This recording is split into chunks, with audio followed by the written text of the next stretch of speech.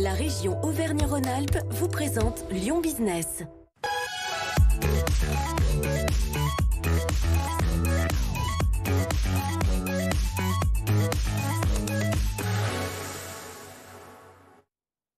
On est de retour sur BFM Lyon avec votre magazine comme tous les mardis consacré aux entreprises Lyon Business. Sur ce plateau, Audrey Henrion, responsable d'édition au Journal des Entreprises. Bonsoir Audrey. Bonsoir Aurélie. Et puis cette semaine dans Lyon Business, on se penche sur la restauration et l'hôtellerie largement impactées par la crise sanitaire. Alors quel sera le profil des chefs de demain dans ces secteurs ? Pour en parler avec nous sur ce plateau, Dominique Giraudier. Bonsoir. Bonsoir. Vous êtes directeur général de l'Institut Paul Bocuse, le célèbre. J'ai cette chance. Alors justement, l'Institut Paul Bocuse, c'est un centre de formation bien connu par les Lyonnais, un centre pour les futurs grands chefs. 1500 élèves répartis sur 10 campus, le plus grand étant à Écully. Ils vont avoir le choix bientôt entre 4 filières, hôtellerie, restauration, cuisine et pâtisserie qui ouvrira au mois de septembre. Et on peut rejoindre cette formation dès l'obtention du bac et vous délivrer des diplômes allant du bac plus 3 au bac plus 5 en partenariat avec l'EM Lyon ou même plus avec des doctorats. Et vos étudiants qui peuvent allier la théorie à la pratique puisqu'on peut les retrouver au restaurant d'application Place Bellecour, enfin du moins quand il sera ouvert. Ce restaurant justement qui est fermé comme les autres depuis des mois, c'est donc la deuxième promotion qui ne peut pas profiter pleinement de cette formation bien concrète. On peut dire que ce sont des profils de chefs un peu atypiques que vous allez lancer sur le marché ? Atypiques, mais nous avons la chance de les faire évoluer dans nos restaurants d'application, malgré tout, puisque dans cette période Covid, le mot d'ordre, c'est l'adaptation. Donc nous avons réussi, avec le rectorat, à obtenir des dérogations qui font que nos restaurants sont ouverts, mais malheureusement pas pour le public, mais sont ouverts pour nos étudiants qui jouent à la fois le rôle de professionnels, mais aussi de clients. Donc depuis maintenant 4 mois, dans nos 7 restaurants, puisque nous avons 7 restaurants, et c'est une des particularités de l'école, et dans nos résidences et hôtels, nos étudiants continuent à pratiquer et à étudier. Vous êtes aussi en train de sélectionner les étudiants qui vont intégrer l'Institut à la rentrée de septembre.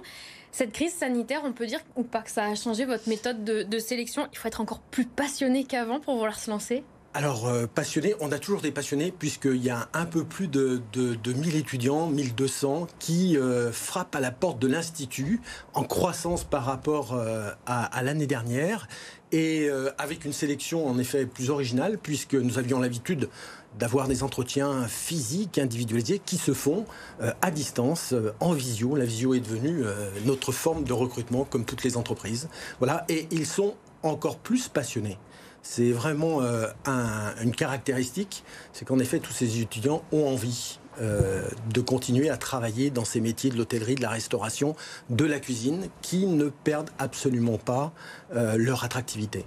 Alors justement, comment est-ce qu'on enseigne la cuisine, le service en salle et la convivialité dans cette période de Covid ? Est-ce que ça change un petit peu l'apprentissage ? Alors, comme toutes les formations, il a fallu que nous remettions en cause, puisque au premier confinement, l'école en 15 jours a dû passer d'un mode physique qui est très pratique, puisque nous sommes une école métier, d'apprentissage des métiers, des techniques, en plus du management.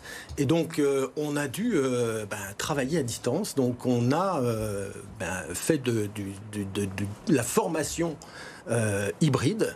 Donc en apprenant à utiliser le gel hydroalcoolique, en changeant les couverts. Alors, on a bien sûr mis en place des protocoles sanitaires lorsque nos étudiants avaient la chance d'être sur le campus, mais surtout, on a tourné, par exemple, des recettes. On a fait tourner nos chefs qui sont devenus des artistes là derrière la caméra et qui ont tourné des recettes, qui ont fait travailler leurs étudiants à distance, qui étaient repartis dans le monde entier, puisqu'une des particularités de l'Institut Paul Bocuse, c'est que nous accueillons, et nous sommes la seule école française à accueillir plus de 64 nationalités sur notre campus.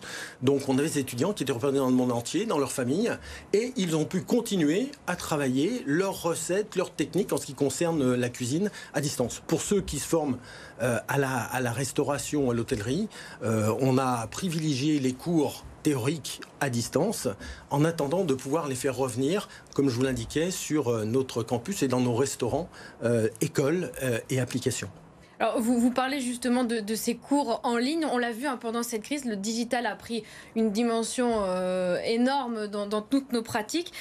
Et on l'a vu aussi pour les restaurateurs, c'était essentiel d'être sur Internet pour pouvoir continuer à avoir des commandes et surtout pour rester visible. Vous, c'est quelque chose que vous allez intégrer comme formation, par exemple, dans vos cursus ? Évidemment, des choses vont rester après, et parce que on a découvert les avantages, alors les difficultés pour s'adapter et adapter nos programmes à ces nouveaux environnements digitaux, mais avec une hybridation pour moi qui va rester parce qu'elle permet de mettre en évidence un certain nombre d'avantages, et en particulier un qui pour nous est très important, c'est la responsabilisation des étudiants, c'est leur prise en charge à distance. On a inversé le processus d'éducation et de formation qui était très descendant.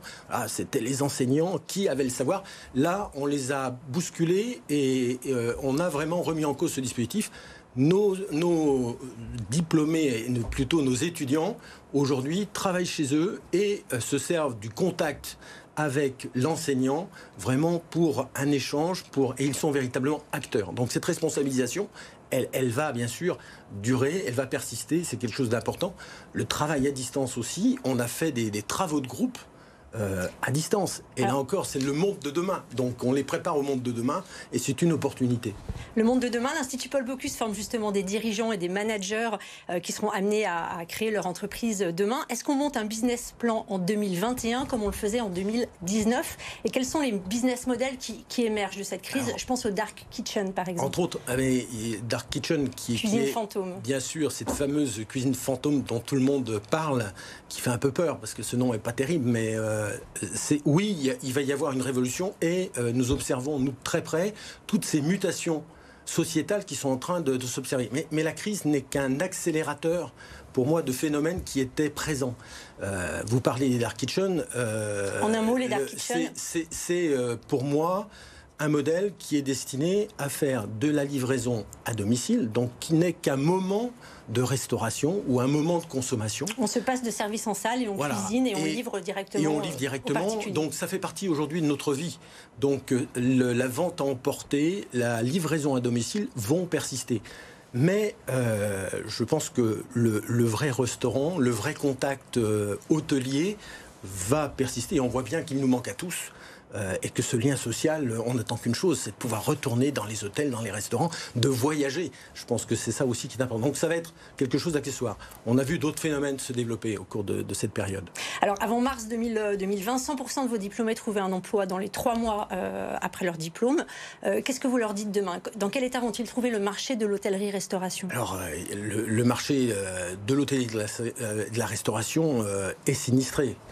Il est sinistré, mais malgré tout, on est en train de voir des choses évoluer. La chance que nous avons, c'est que nos formations préparent et forment des citoyens du monde. C'est-à-dire qu'eux, ils trouvent des métiers partout. Chaque fois, c'est plus qu'un diplôme. Ils ont un passeport qui leur permet de s'établir partout dans le monde. Donc on a beaucoup d'étudiants, et en particulier les dernières promotions, ont trouvé des jobs. Alors, ils ont mis plus longtemps. Il a fallu passer plus d'entretiens que d'habitude, parce qu'ils sont souvent courtisés et on vient même les chercher à l'école. Mais aujourd'hui, ils vont dans les régions qui sont ouvertes. Donc, on a des diplômés qui aujourd'hui sont partis en Asie, parce que les restaurants, les hôtels sont ouverts et sont en train d'exploser. Beaucoup ont trouvé des jobs aux États-Unis. Donc, vraiment des occasions aujourd'hui qui leur permettent d'effectuer leur talent au niveau du monde entier.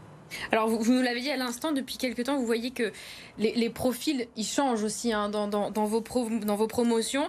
Et avec la crise sanitaire, il y a notamment ce retour au local et qui a été beaucoup remis au goût du jour. Ce sont aussi ça, les nouveaux débouchés de demain, le bio, l'anti-gaspi, le local ? Indiscutablement. Là aussi, c'est une accélération.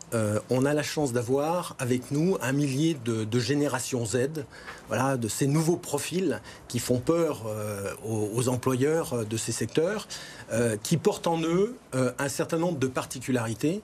Et en effet, ils portent en eux le développement durable.